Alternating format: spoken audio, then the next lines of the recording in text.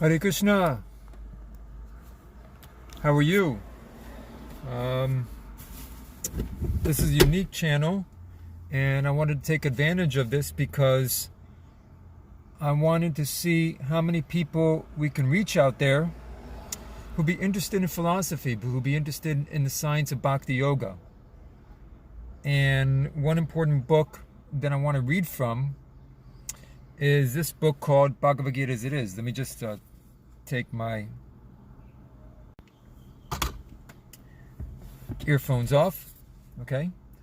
And this is a verse, okay, on chapter 2, text number 14 of the Bhagavad Gita as It Is by A.C. Bhaktivedanta Swami Prabhupada.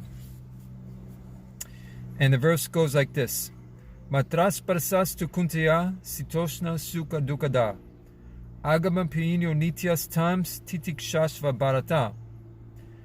And the translation goes like this, says, O son of Kunti, the non-permanent appearance of happiness and distress and their disappearance in due course are like the appearance and disappearance of winter and the summer seasons. They arise from sense perception, O shine of Bharata, and one must learn to tolerate them without being disturbed. And I'm going to read the purports, and we're going to give a few comments in here, and of course, if anybody has any questions, they can post them and I'll answer them as best I can. In the proper discharge of duty, one has to learn to tolerate non-permanent appearances and disappearances of happiness and distress. According to Vedic injunction, one has to take his bath early in the morning, even during the month of Magha, January, February. It is very cold at that time, but in spite of that, a man who abides by the religious principles does not hesitate to take his bath. Similarly, a woman does not hesitate to cook in the kitchen in the months of May and June, the hottest part of the summer season. One has to execute his duty in spite of climatic inconveniences. Similarly, to fight is a religious principle of the Kshatriyas. And although one has to fight with some friend or relative, one should not deviate from his prescribed duty. One has to follow the prescribed rules and regulations of religious principles in order to rise up to the platform of knowledge, because by knowledge and devotion only can one liberate himself from the clutches of Maya, illusion.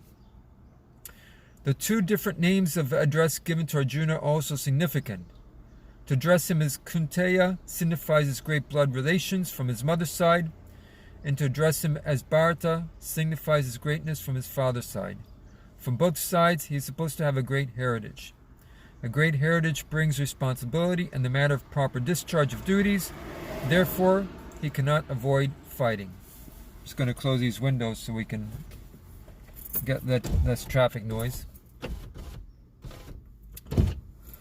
Om Jnana Timran Hasya Janan Janasraklai Chakshul Uminitam Yena Tasmai Shri Gurave Namaha. Nama Om Vishnu Paraya Krishna Pistaya Bhutale Shimata Ridai Nanda Gosami Itinamane Namaste Gurum Sai Paramananda Medase Prabhupada Pramodaya Dusta Siddhanta Nasine Vansha Kaparatubhyas Cha Kripa Sanubhyavacha Patitanam Pavanabhyo Vaishnavabhyo Namo Namaha. Jai Shri Krishna Chaitanya Prabhu Nityananda Shri Advaita Gadadhara Shiva Shri Gaura Bhaktivedanta. Hare Krishna Krishna Krishna Hare Hare, Hare Rama Rama Rama Hare Hare.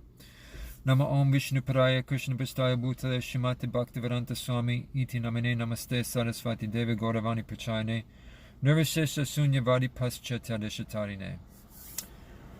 Okay, so basically, this verse is talking about how one can tolerate the different phases in one's life. Many times, or practically all the times, everybody goes through different kinds of phases in one life, whether it be happy phase or a distress phase. Basically, that's what everybody's trying to do. Everybody's trying to run away from pleasure and ultimately to look for happiness. So the Bhagavad Gita prescribes a transcendental life. A transcendent means rising above the modes of material nature, And the Bhagavad Gita also explains that the three kinds of modes of material nature: goodness, passion, and ignorance. So by being transcendental, by being,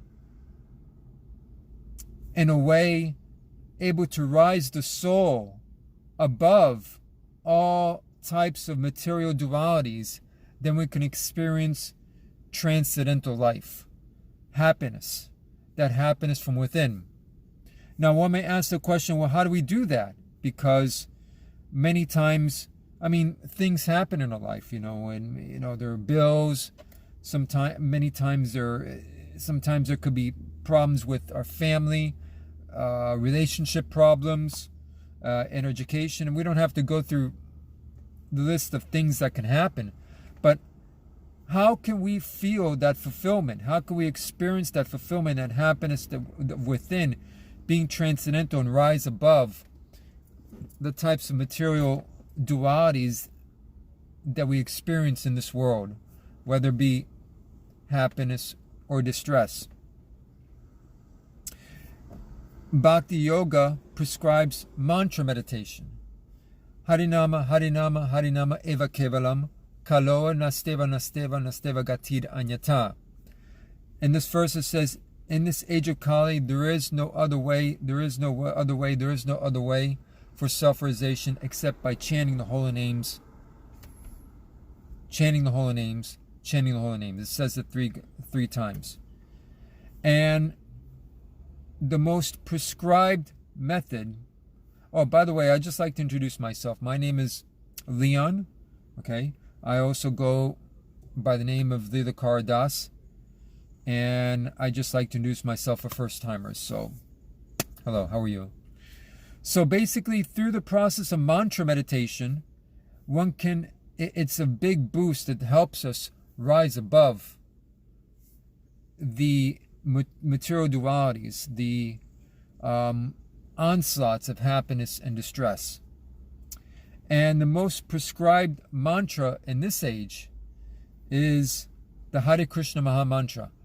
And the mantra goes like this: Hare Krishna, Krishna Krishna, Hare Hare, Hare Rama, Rama Rama, Hare Hare.